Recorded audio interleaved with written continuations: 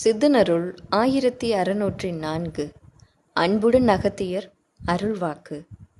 குருநாதர் அகத்திய பெருமான் அருளிய வாழ்வியல் நெறிமுறைகள். வணக்கம் அகத்தியர் அடியவர்களே. சமீபத்தில் குருநாதர் அகத்திய பெருமான் குஜராத்தில் சூரிய நகரமான சூரத்தில் கர்ணன் வாழ்ந்த இடத்தில் தற்பொழுது அங்கு ஒரு சிவாலயம் உள்ளது. அங்கு பொதுமக்களுக்கு ஒரு சத்சங்கம் போல உபதேசங்களையும் நல்லாசிகளையும் வழங்கினார். ஒவ்வொரு பக்தர்களும் எழுப்பிய கேள்விகளுக்கும் அவர்கள் எப்படி வாழ்ந்து கொண்டிருக்கிறார்கள், இனி எப்படி வாழ வேண்டும், எந்தெந்த பிரச்சனைகளுக்கு எந்த மாதிரியான புண்ணியத்தையும் பக்தியையும் கடைபிடிக்க வேண்டும் என்று குருநாதர் ஜீவனாடி வாக்கில் உபதேசம் செய்தார். அதன் தொகுப்புகளை இனிவரும் வாக்குகளில் பார்க்கலாம். முதலில் மூச்சு பயிற்சியை முறையாக செய்வதன் மூலம் இறைவனை காண முடியும் என்று மிகப்பெரிய ரகசியத்தை ஒரு அடியவருக்கு உரைத்த வாக்கில் நம் குருநாதர் தெரிவித்திருந்தார். இதை நல்முறையாக மக்களுக்கும் தெரியப்படுத்த வேண்டுமென்று கட்டளையிட்டார். அவ்வாக்குகள் பின்வருமாறு.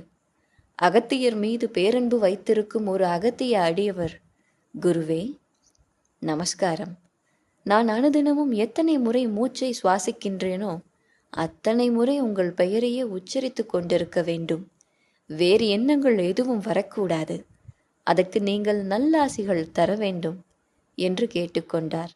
அதாவது அவருடைய எண்ணத்தின் கேள்வியின் உள்ளர்த்த சாராம்சத்தை வைத்துக்கொண்டே இப்படியே மந்திரங்களை ஓதி மூச்சு பயிற்சி செய்து கொண்டிருந்தால் இறைவன் வசப்படுவான் என்பதை தெளிவாக வாக்குகளில் உபதேசித்தார். அதாவது பிராணாயாமம். அப்பனே, கவலையை விடு, நான் பார்த்து கொள்கிறேன். நீ மூச்சு பயிற்சி மட்டும் யான் கூறியவாறு அனுதினமும் செய்து கொண்டே வா. அப்பனே, வலது நாசி, இடது நாசி. காற்றினை மூச்சு பயிற்சியை மேற்கொள்ளும் பொழுது இவையன்றி கூற, அப்பனே கடைசியில் பலமாக அப்படியே உள்ளிழுத்து அடிவயிறு வரை அப்பனே மீண்டும் அப்பனே மெதுமெதுவாகவே ஞாபகத்தில் வைத்துக்கொள். அப்பனே உள்ளிழுக்கும் பொழுது பலமாக இழுக்க வேண்டும். அப்பனே அப்பொழுதுதான் பின் வயிற்றின் அடியில் எதை என்று அறிய அறிய போகுமப்பா அந்த காற்று. அதாவது மூச்சு பயிற்சியின் போது வலது நாசியில் இடது நாசியில் காற்றை உள்ளிழுத்து வெளியேற்றும் பொழுது, காற்றை உள்ளே இழுக்கும் பொழுது அந்த காற்று வயிறு வரை செல்ல வேண்டும். பின்பு காற்றினை மெதுமெதுவாக வெளியே விட வேண்டும். இப்படியே செய்வதால் பல வியாதிகள் நீங்கும். இதனால் பல வியாதிகள் நீங்கும் அப்பா. ஆனால் இவையெல்லாம் யாருக்குமே தெரியாதப்பா, எதை என்று அறிய அறிய. இதனால் அப்பனே அதிகாலையிலே அப்பனே எவை என்றும் அறிய அறிய எழுந்தவுடனே அப்பனே நமசிவாயா என்று சொல்லிவிட்டு அப்படியே பின் எதை என்று அறிய அறிய அம்மந்திரத்தை உள்ளிழுத்து அப்பனே வயிற்றுக்குள் இருந்து அப்பனே எதை என்று கூட சிறிது நேரம் அப்படியே வைத்து கொண்டு மீண்டும் அப்பனே வெளியிட வேண்டும் என்பேன் அப்பனே. எதை என்று கூட இதே போலத்தான் அப்பனே அனைத்து மந்திரங்களையும் கூட அப்படியே உள்ளிழுக்க வேண்டும் என்பேன் அப்பனே.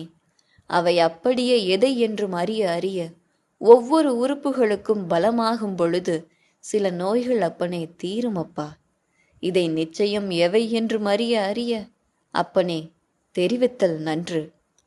குருவே, இப்படி வலது நாசியிலும் இடது நாசியிலும் எத்தனை முறை இதுபோன்று செய்ய வேண்டும் என்று கேட்டதற்கு, அப்பனே ஒரு 35 முறை செய்தால் போதுமானது என்று குருநாதர் பதில் உரைத்தார். ஆனாலும் அப்பனே ஒவ்வொரு மந்திரத்தையும் கூட செப்பி செப்பி இவ்வாறு உள்ளிழுத்தல் வெளியிடுதல் அப்பனே நன்று என்பேன். இவை உங்களுக்கு எத்தனை மந்திரங்கள் தெரிந்திருக்கின்றதோ அத்தனை தடவையும் சொல்லி சொல்லி உள்ளிழுத்து அத்தனை தடவையும் வெளியிடலாம் அப்பனே. சொல்லிவிட்டேன் அப்பனே. அவை மட்டும் இல்லாமல் வலது நாசியில் அப்பனே காற்றினை உள்ளிழுக்கும் பொழுது எதை என்றும் அறிய அறிய ஓம் என்று எதை என்று அறிய அறிய உன்னால் எத்தனை முறை மனதில் சொல்ல முடியுமோ எதை என்று அறிய அறிய பின் நல்விதமாகவே எதை என்று அறிய அறிய அதேபோல் வெளியிடும் பொழுது கூட ஓம் என்றே வெளியிட வேண்டும் அப்பனே. அப்பனே, எதை என்று அறிய அறிய இதே போலத்தான் நமச்சிவாயா நமச்சிவாயா என்றெல்லாம் அப்பனே. பின் அதாவது விஸ்வாமித்திரன் உள்ளிழுத்து உள்ளிழுத்து அப்பனே, அதாவது காற்றில் ஈசன் ஒளிந்துள்ளான் என்பதை கூட அவந்தனுக்கு தெரியும். அதே போலத்தான் அப்பனே. ஆனால் காற்றை வெளியே விடவே இல்லையப்பா. இதனால்தான் அப்பனே பின் அதாவது எங்கு இருக்கின்றான் இறைவன் என்பதை உணர்ந்து எதை என்று கூட தெரியாமல் கூட அப்பனே இவ்வாறு உள்ளிழுத்து உள்ளிழுத்து நமச்சிவாயா நமச்சிவாயா என்று காற்றை அனைத்தும் தன்னிடத்தில் எதை என்று அறிய அறிய அப்பொழுதுதான் ஈசன் கூட வந்தானப்பா.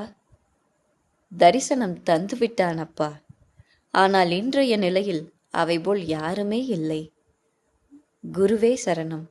நான் அனுதினமும் தியானமும் செய்து வருகின்றேன். ஆனால் வயதான காரணத்தினால் அதிக நேரம் அமர்ந்திருக்கும் பொழுது இடுப்பிலும் முதுகிலும் வலி வருகின்றது. அதனால் தியானத்தை தொடர முடியாத சூழ்நிலை ஏற்படுகின்றது. இதற்கு மாற்றாக நான் என்ன செய்ய வேண்டும்? அப்பனே, எவை என்று அறிய அறிய படுத்துக்கொண்டு செய். அதாவது சவாசனம் போலவே உடலை வைத்துக்கொண்டு தியானத்தை செய். அப்பனே, கவலைகள் இல்லை அப்பனே. குருவே நமஸ்காரம். விஸ்வாமித்திரர் ரிஷிமுனியை பற்றி கூறியிருந்தீர்கள். அவருடைய பரிபூரண ஆசிர்வாதம் பெறுவதற்கு தமிழ்நாட்டில் எந்த ஆலயத்திற்கு செல்வது? அப்பனே, எதை என்றும் அறிய அறிய எவை என்றும் புரிய புரிய அப்பனே நிச்சயம் அங்கும் எதை என்று அறிய அறிய ஓரிடத்தில் இப்பொழுதும் கூட தவங்கள் செய்து கொண்டே இருக்கின்றான் அப்பனே.